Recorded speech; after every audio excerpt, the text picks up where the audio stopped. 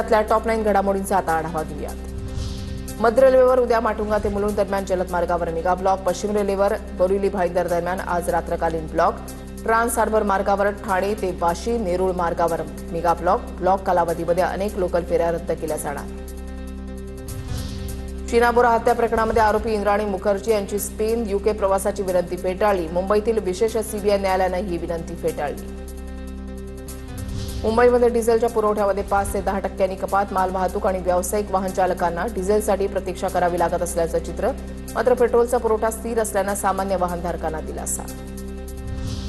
जान्हवी कुकरेजा हत्या प्रकरणामध्ये मुलीच्या वैयक्तिक वस्तू परत मिळाव्यात यासाठी आईची मुंबई उच्च न्यायालयामध्ये याचिका, न्यायालयाकडून राज्य सरकारसह संबंधितांना नोटीस।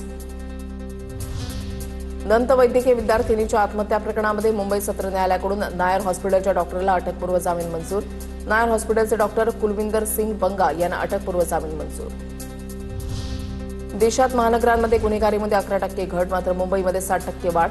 एनसीआरबी 2024च्या अहवालानुसार भारतातील महानगर आणि राज्यांमध्ये गुन्हेगारीमध्ये एकूण घट, मुंबईमध्ये एकूण गुन्हे, महिलांवरील गुन्हे आणि सायबर गुन्हेगारीमध्ये मात्र वाढ।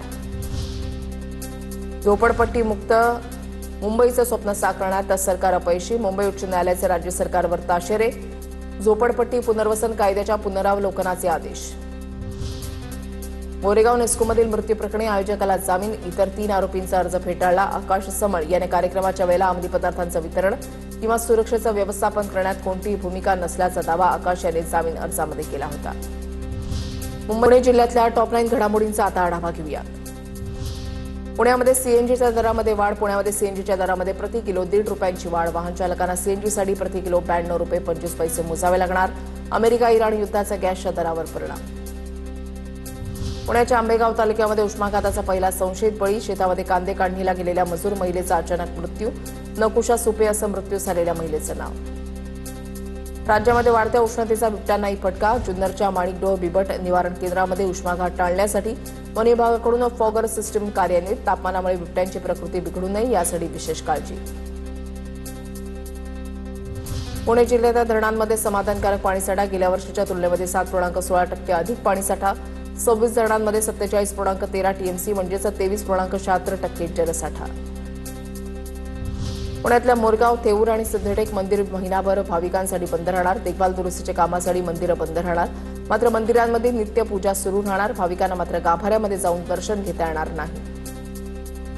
अभिनेत्री उषा चव्हाण राज्य सरकारचे पुरस्कार परत करणार असल्याची माहिती। पुण्यातील आळेफाटा पोलिसांकडून मॅक्स पिकअप चोरणाऱ्या चोरट्याला अटक, सीसीटीव्ही फुटेजच्या आधारे पोलिसांनी आरोपीला अटक केली। आरोपीकडून चोरीची गाडी जप्त, पोलिसांकडून अधिक तपास सुरू। विविध जिल्ह्यातल्या टॉप 9 घडामोडींचा आता आढावा घेऊयात। नंदुरबारच्या दुर्गम भागामध्ये आमसूर उत्पादनामध्ये मोठी घट, बदलत्या हवामानामुळे आंब्याचा मोहर गळाल्यानं आमसूर उत्पादनामध्ये घट, आमसूरला 100 ते 250 रुपयांचा भाव। उत्पादन कमी झाल्यानं यंदा आर्थिक गणितं कोलमडली। गोंदिया जिल्ह्यामध्ये खरीप हंगामाची तयारी जोरात सुरू, कृषी विभागानं 1,88,430 मेट्रिक टन रासायनिक खतांची मागणी नोंदवली। हंगाम 1.5 महिन्यावर आल्यानं शेतकरी शेतीकामामध्ये व्यस्त। वाशिमच्या अनसिंगमधील ऐतिहासिक तलाव घाणीमुळे प्रदूषित, प्रदूषणामुळे नागरिकांच्या आरोग्याचा प्रश्न निर्माण, प्रशासनानं तातडीनं स्वच्छता करून तलावाचं अस्तित्व वाचवावं, नागरिकांची मागणी। नंदुरबारहून पुण्याला जाणाऱ्या खासगी ट्रॅव्हल्समध्ये गर्दी, सुट्ट्या आणि लग्नसराईचा फायदा घेत ट्रॅव्हल्स चालकांकडून भाडेवाढ, प्रवाशांना आर्थिक भुर्दंड सहन करावा लागत असल्याचं समोर, प्रशासनानं कडक कारवाई करण्याची नागरिकांची मागणी।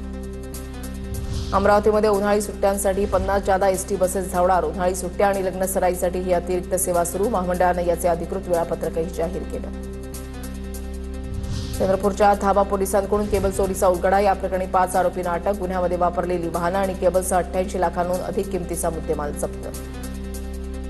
गोंदियामध्ये वाहतूक नियमांचं उल्लंघन करणाऱ्यांवर आरटीओची कडक नजर, वर्षातून 5 वेळा नियम मोडल्यास चालकाचा परवाना आणि वाहनाची नोंदणी कायमस्वरूपी रद्द केली जाणार, नियम मोडणाऱ्या वाहनधारकांनी सावधान राहण्याची गरज।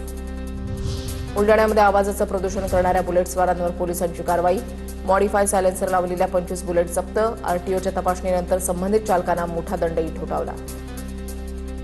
जळगावमध्ये ऑनलाईन ट्रेडिंगमध्ये मोठ्या नफ्याचा आमिष दाखवून एकाची 15,40,000ची फसवणूक, या प्रकरणी जळगाव सायबर पोलिसात गुन्हा दाखल, नफा किंवा मूळ रक्कम परत न मिळाल्याने हा प्रकार उघडकीस।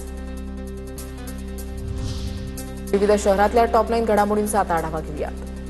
बुलढाण्याच्या चिखलीमध्ये आमदार श्वेता महालेंनी मद्यधुंद कर्मचाऱ्याची नशा उतरवली. जनता दरबारामध्ये मद्यधुंद अवस्थेमध्ये आढळलेल्या भूमी अभिलेख कर्मचाऱ्याची काल उघडणी केली. संबंधित कर्मचाऱ्याची तातडीने वैद्यकीय तपासणी करण्याचा आदेश. आक्रमक पवित्राचा व्हिडिओ सोशल मीडियावर व्हायरल. जळगावच्या जामनेरमधील पोहूर कसबे ग्रामसभेमध्ये अधिकाऱ्यांवर हल्लाबोल. 10 महिने उलटूनही माजी ग्रामविकास अधिकाऱ्यांना दप्तर सुपूर्द न केल्याचा आरोप. ग्रामस्थांनी अधिकाऱ्यांना चांगलेच धारेवर धरले. चंद्रपूरमध्ये 101 ग्रॅम एमडी ड्रग्ज जप्त. स्थानिक गुन्हे शाखेनं मोठी कारवाई केली आहे. या प्रकरणी अमित गजभियेला अटक. 5,90,000चा मुद्देमाल जप्त. पोलिसांकडून अधिकचा तपास सुरू. वाशिम जिल्ह्यामध्ये अनेक ठिकाणी वादळी वाऱ्यासह अवकाळी पाऊस. पावसामुळे उकाड्यापासून नागरिकांना दिलासा. हवेत गारवा निर्माण. नागपूरसह परिसरामध्ये ढगाळ हवामान. ढगाळ वातावरणामुळे वाढत्या उष्णतेपासून नागरिकांना दिलासा. ढगाळ हवामानामुळे तापमानामध्ये 5 ते 7 अंश सेल्सिअसपर्यंत घट. विदर्भाच्या काही भागात अवकाळी पावसाची हजेरी. जळगावात ब्लॉक ट्रेडिंगच्या नावाखाली निवृत्त प्राध्यापकाची 15,40,000ची फसवणूक. गुंतवणुकीचा आमिष दाखवत आरोपींनी रक्कम उकळली. या प्रकरणी सायबर पोलिसात अद्याप आरोपींच्या विरोधात गुन्हा दाखल. नागपुरात अत्याचार आणि सायबर गुन्हे रोखण्यासाठी पोलिसांकडून जनजागृती अभियान. कोराडी परिसरात महिला पोलिसांनी बॅड टच आणि सायबर क्राईमबाबत मार्गदर्शन केलं. तक्रारीसाठी पुढे येण्याचं आवाहन. भर दिवसा महिलेच्या गळ्यातील सोन्याचं मंगळसूत्र चोरट्यांनी हिसकावलं. छत्रपती संभाजीनगरच्या तेवळाई परिसरातली घटना.